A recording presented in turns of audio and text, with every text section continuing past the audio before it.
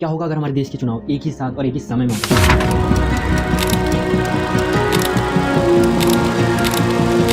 तो दोस्तों आज हम बात करेंगे वन नेशन वन इलेक्शन के बारे में। क्या है इसका कॉन्सेप्ट और क्या है इसके फायदे और नुकसान, चलिए जानते हैं आज की इस वीडियो में। One nation one election, one nation one election, one nation one election, one nation one election, one nation one election को कैबिनेट की मंजूरी मिल चुकी है।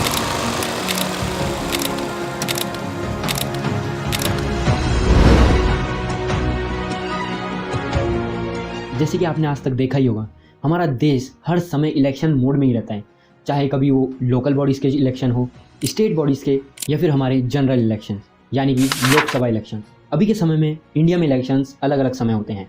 मीडिया ऑफ सेंटर स्टडीज़ के मुताबिक 2019 के जनरल इलेक्शंस में इंडिया में 600 बिलियन रुपीस खर्च हुए हैं, जो कि एक बहुत ही बड़ा अमाउंट होता है। ये तो सिर्फ वो डेटा है जो हम सबको बताया गया है। कुछ डेटा एक ऐसा भी होता है जो कि इलेक्शंस में जनरल पब्लिक को दिखाया ही नहीं जाता, तो वो अलग ही मान के चल लीजिए आप। इंडिया में हर साल किसी ना किसी स्टेट में चुनाव होते ही है। जैसे कि आप सभी ने अभी देखा कि दिल्ली में चुनाव हुए, अब 2027 में उत्तराखंड में चुनाव होंगे और उसके बाद 2029 में पंजाब में।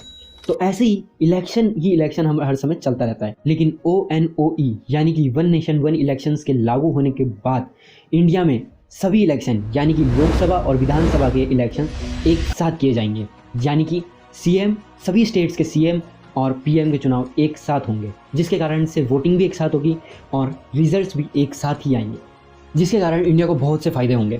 पूरे देश में चुनाव कराने से ना सिर्फ BJP को बल्कि सारी राजनीतिक पार्टियों को फ़ायदा मिलेगा। हर इलेक्शंस में बहुत सी पुलिस फोर्स को अलग अलग जगह लगाया जाता है, जिससे कि लॉ एंड ऑर्डर को एक बहुत ही ज़्यादा हार्म पहुँचता है। लेकिन अगर ONOE को लागू किया जाएगा तो लॉ एंड ऑर्डर को भी संभालने में आसानी रहेगी।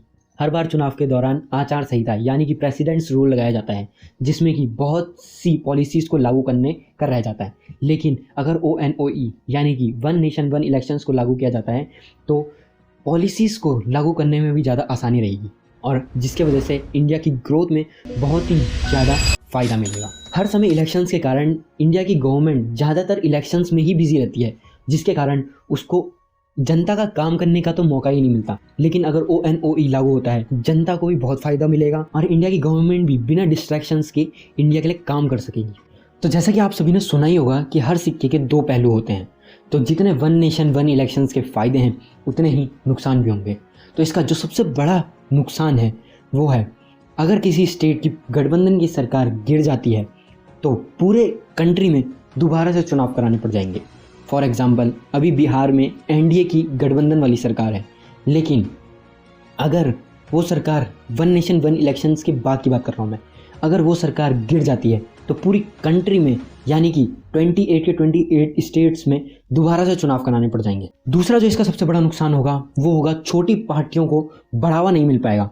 फॉर एग्ज़ाम्पल, अगर आप अपनी एक पार्टी बनाना चाहते हैं, आप अभी आम आदमी हैं, फॉर एग्ज़ाम्पल अगर आप एक आम आदमी हैं और आप एक अपनी पार्टी बनाना चाहते हैं, उसको बनाने में बहुत ही ज़्यादा मुश्किल होगी। मैं ये नहीं कह रहा हूँ कि आप अपनी पार्टी बना ही नहीं सकते, लेकिन उसको बनाने में मुश्किल बहुत आएगी। तीसरा जो इसका सबसे बड़ा नुकसान होगा वो होगा स्थानीय मुद्दे, यानी कि लोकल बॉडी और स्टेट बॉडीज़ के मुद्दों को बहुत ही अनदेखा किया जाएगा, और जो कंट्री के मुद्दे होंगे उन पर ज़्यादा विचार किया जाएगा। यानी कि जो ग्राउंड के मुद्दे होंगे, जो कंट्री स्टेट्स के लोगों के मुद्दे होंगे, वो दब जाएंगे।